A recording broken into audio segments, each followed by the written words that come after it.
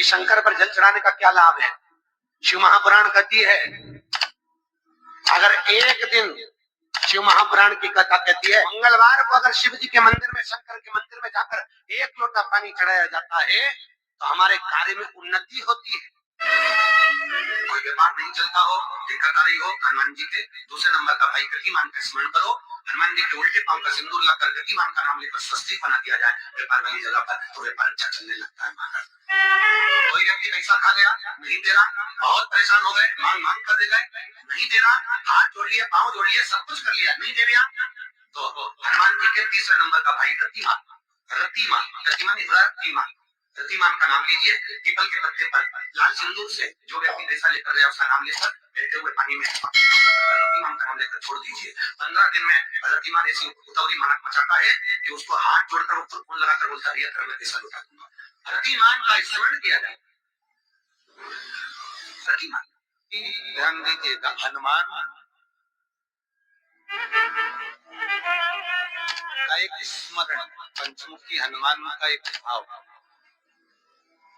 महाराज जैसे बहुत ज्यादा तकलीफ अगर व्यक्ति को हो गई है, बहुत कष्टमय जीवन चल रहा है, हार गए हर जगह से और तकलीफमय जीवन चल रहा है, तो पंचमुखी हनुमान का एक शिव महापुराण का और स्कंद पुराण का एक बड़ा सुंदर मंत्र है। उस मंत्र को आप सब एक बार हमारे साथ में बोले, ओम नमो हनुमते रुद्र अवताराय सर्व शत्रु संहारणाय सर्व रोग हराय सर्व वशीकरणाय रामदूताय स्वाहा। बस इस मंत्र को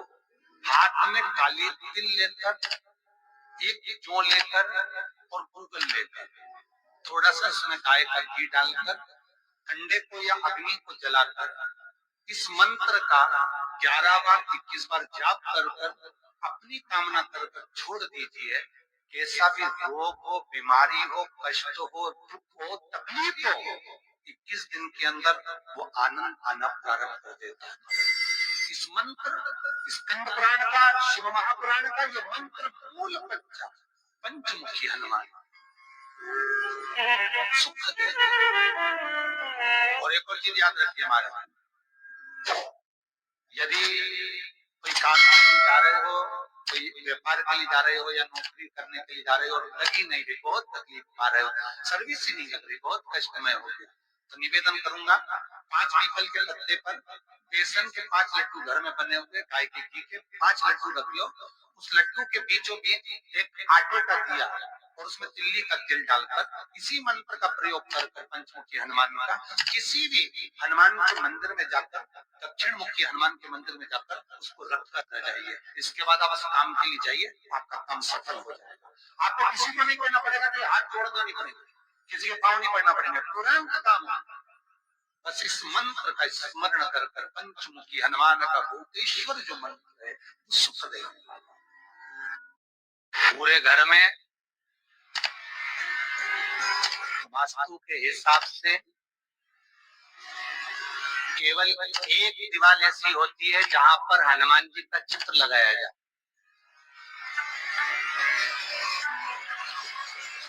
चाहे कोई पर्वत उठाने वाला चित्र लगाओ हनुमान जी का, चाहे बैठे हुए लगाओ, चाहे रामायण पढ़ने वाला लगाओ,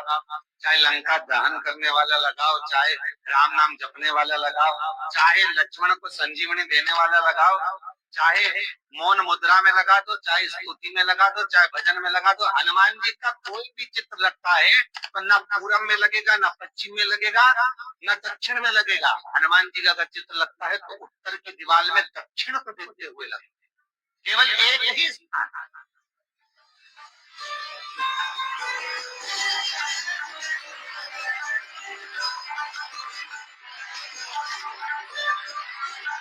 जैसे पूर्वजों के चित्र को, पितरों के चित्र को, गए हुए हमारे जीवों के चित्र को दक्षिण में विराजमान किया जाता है, उसी तरह हनुमान को उत्तर में विराजमान कर दृष्टि दक्षिण में करती।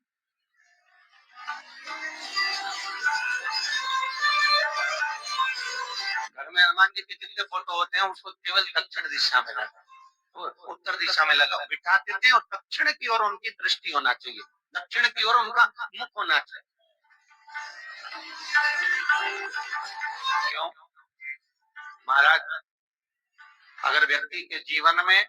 कोई बीमारी आने वाली है, व्यक्ति के जीवन में कोई रोग आने वाला है, व्यक्ति के जीवन में अगर कोई कष्ट आने वाला है, व्यक्ति के जीवन में अगर कोई परेशानी आने वाली है, व्यक्ति के जीवन में कोई एक्सीडेंट का योग भी बनने वाला है, तो शास्त्र कहता है वो दिशा दक्षिण से ही बनता है।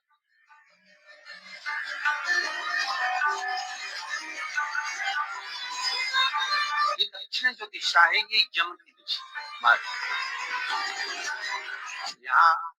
संपूर्ण परिवार के साथ यमराज अपने आनंद में निवास है।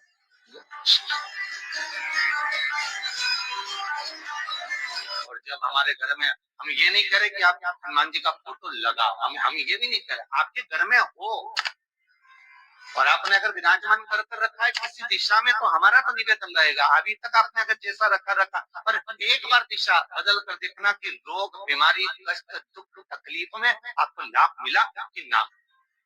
हनुमान जी ने केवल दक्षिण दिशा की ओर अगर मुख कर हमने विराजमान कर दिया, फोटो ही विराजमान किया। हम ये नहीं कहेंगे आपसे कि आप बाजार से फोटो खरीद के लाओ फिर लगाओ, नहीं, आपके घर में हो तो आप लगा,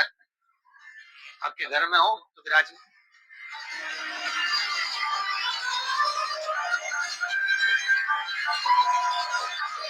अच्छा, कितनी विपरीतता वो भी आप जरा जानिएगा महाराज कि शंकर भगवान के ऊपर जो जल चढ़ाया जाता है उसकी जलाधारी उत्तर में जाता है।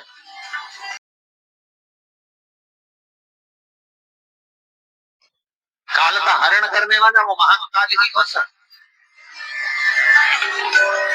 शंकर का ही एक अवतार है हनुमान जी, रुद्र अवतार। हनुमान जी से कहा दक्षिण की ओर दिशा पर संभालिए, शिव जी कहते हैं मेरा जल जब उत्तर की ओर जाएगा तो इस दिशा को मैं संभाल,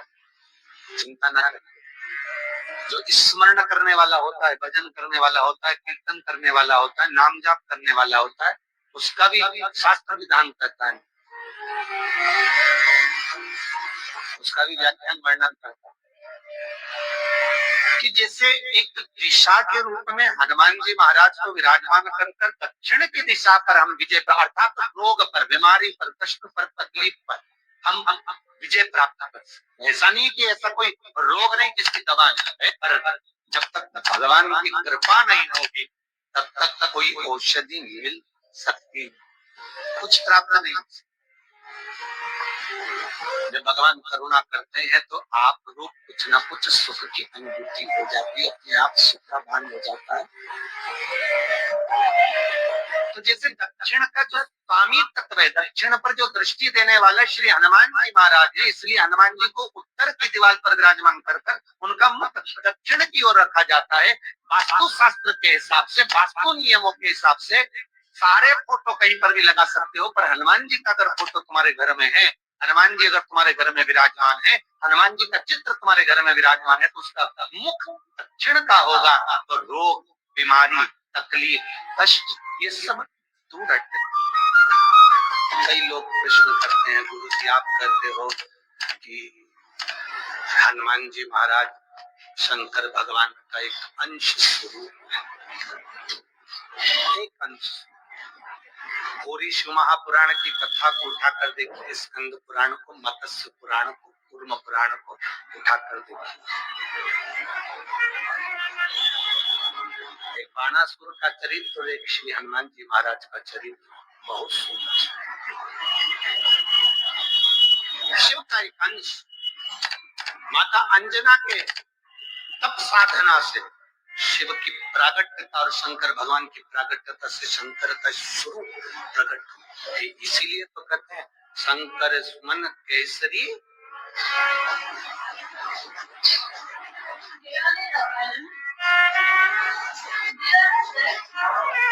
शिव का एक स्वरूप है हनुमान जी। हम तो हमेशा कहते हैं अगर आप हनुमान जी का भी दर्शन कर रहे हैं तो ये अंदाजा लगा कर रखें कि आप शंकर का दर्शन कर रहे हैं, आप शंकर का दर्शन कर रहे हैं तो ये अंदाजा लगा कर रखें कि आप हनुमान जी का दर्शन कर रहे हैं। सब एक, कोई भेद नहीं। सब एक, कोई भेद नहीं। देवताओं, आप एक बेलपत्र, जैसे आप एक बेलपत्र, ये दो जो पत्तियां होती है, जरा ध्यान देंगे, ये दो जो पत्ती नीचे की रहती है बेलपत्र, आगे का आगे बेलपत्र, और नीचे की जो ये दो पत्तियां होती हैं, इन दो पत्तियों के ऊपर एक एक शमी पत्र, ये दो जो पत्तियां हैं, इन पत्तियों के ऊपर एक एक शमी पत्र, और लाल चंदन, ये रखकर कितना भी रोगीला व्यक्ति हो, रोग से ग्रसित व्यक्ति हो, जिंदगी में कितना ही दुख पड़ रहा है, बेलपत्र की ये दोनों पत्ती, जिसके ऊपर शमी पत्र रखकर, लाल चंदन रखकर, श्री हनुमान जी महाराज और हनुमान जी महाराज के तीसरे नंबर के भाई श्री गति महाराज, हनुमान जी कितने भाई हैं? उसमें हनुमान रतिमान, प्रतिमान, मतिमान, गतिमान, तो जो नीचे के क्रम में आते हैं श्री गतिमान जी, गतिमान जी और हनुमान जी का नाम लेकर जो शिव, मंगल का प्रदोष निकाल कर रख लो कि मंगल का प्रदोष इस दिन पड़ रहा है, मंगल की त्रयोदशी तिथि पड़ रही है, प्रदोष मंगलवार का पड़ रहा है। और जिन लड़का लड़की को मंगल होते हैं, जिन कन्या और वर को मंगल होते हैं, केवल शंकर भगवान के मंदिर में जाकर चौमुखी दिया, 4 बत्ती का दिया आटे का, उसमें घी डालकर लड़की शंकर भगवान के मंदिर में मात्र 7 बार शंकर पे से उतार कर, 3 बार स्वतः उतार कर शिव के मंदिर में रख देती है, उसका मंगल आड़े आता ही नहीं है, मंगल नहीं आता सामने। मंगल प्रदोष व्रत का इतना महत्व है महाराज, जब जिस महीने में जो प्रदोष पड़ा करे, जब प्रदोष पड़े, बन सके 1 बेलपत्र, बन सके 5 बेलपत्र, शमी पत्र, हरे मूंग,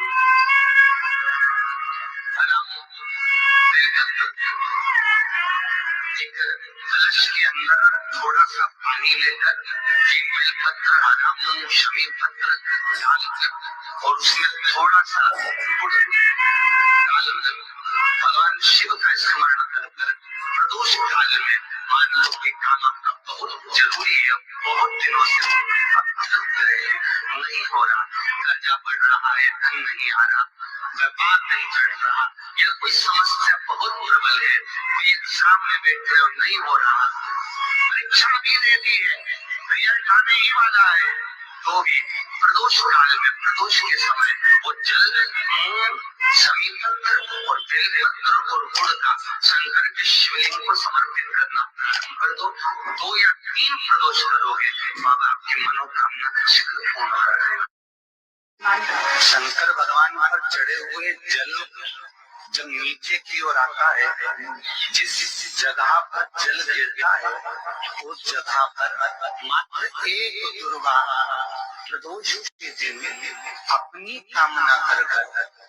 इस शरीर के सुख के लिए शंकर भगवान के जल गिरने वाले स्थान के पास में अवधूतेश्वर महादेव के नाम से व्रत की जाती है, तो जिंदगी में कभी बड़ी बीमारी नहीं आती। उसी तरह जिससे रोग को समाप्त करने के लिए दुर्वा का प्रयोग किया गया। कभी ऐसा योग लगे आपके जीवन में कि आप जिस व्यापार को आपने करा, उस व्यापार में आपको फल नहीं मिला, फिर आपने व्यापार चेंज करा, फिर बदल कर देखा, फिर उस व्यापार को कर देखा, उसमें फल नहीं मिला, फिर आपने वापिस व्यापार को बदलने का विचार किया, तो हमारा निवेदन रहेगा उस व्यापार को बदलने से पहले एक काम जरूर कर दे। 3 स्थान पर बेलपत्र को चढ़ा कर देखिए। अगर आपको लगे कि मैंने व्यापार बदल लिया, एक बार बदला, कई लोग ऐसे भी होते हैं जो पैसा इकट्ठा करते हैं, धन एकत्रित करते हैं, और कोई व्यापार ऐसा कर लेते हैं जिस व्यापार में धन चले जाता है तो वो धन वापिस नहीं आता हमारे, वो व्यापार का धन वापिस नहीं आता। तो बड़े दुखी होता है कि भाई मेरा गया हुआ पैसा नहीं आ रहा, मैं बड़ा कष्ट में हूँ, मेरा खुद का ही आ जाए ना तुम्हें निहाल हो जाए, मेरा अपना ही नहीं आ रहा जो गया हुआ है, तुम्हें क्या वर्णन करूँ मेरा। उनके लिए भी ये प्रयोग, ये शिव विद्येश्वर संहिता का ये भाव बड़ा सुंदर है। आप व्यापार पर व्यापार बदल कर देखिए, धन भी हमारा कहीं डूब गया, आ नहीं रहा है, तो प्रयास करना 3 स्थान पर चढ़ाई गई बेलपत्र हमें सुख अनुभव कराएगी, बहुत ध्यान लगेगा। पहला, अशोक सुंदरी की जगह। अब ये बेलपत्र जब भी आप चढ़ाएंगे तो रविवार की अगर प्रदोष पड़ जाए, कौन से दिन, रविवार की प्रदोष के दिन ये प्रयोग अवश्य कर देखिएगा। ज्यादा बार नहीं करना है, केवल एक ही बार करना, बाबा उस स्वयं कृपा करेगा। अपने मंदिर में, अर्थात अपने घर के पास भी मंदिर हो, शिवालय हो, देवालय हो, जहाँ शंकर भगवान विराजमान हो, शिवलिंग हो, ऐसी जगह पर अवश्य हमें कहीं दूर जाकर ये प्रयोग नहीं करना, अपने अपने शिवालय, अपने जो घर के आसपास में शिवालय हो वो।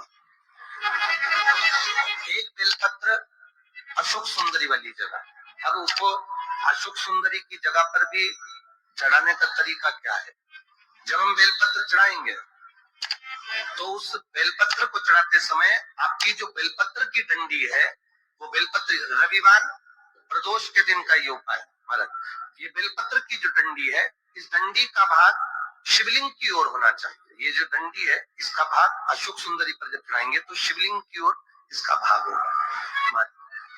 दूसरी, बेलपत्र को जब हम समर्पित करेंगे, जया, विषहरा, शामरीवारी,